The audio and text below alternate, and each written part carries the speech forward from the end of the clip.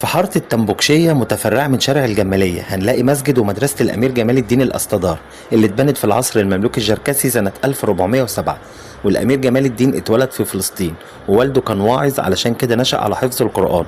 وبعد وفاة والده سافر للقاهرة سنة 1368، ولما استقر فيها بدأ يشتغل في وظائف الدولة لحد ما وصل لمنصب الأسطدار.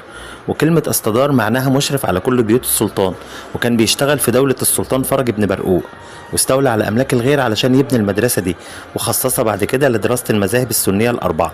وعلى فكرة حي الجمالية اللي احنا فيه متسمى على اسم المدرسة دي اللي هي مدرسة الجمالية، واللي بعد كده اتحرفت للجمالية نسبة للأمير جمال الدين. وكان عاوز يقتل الأمير فرج بن برقوق، وتعرف بالتعسف والشدة، وفي سنة 1409 غضب عليه السلطان فرج وأمر بحبسه، وتعذب عذاب شديد جدا، وكانت نهايته نهاية مأساوية وانتهت بقطع راسه.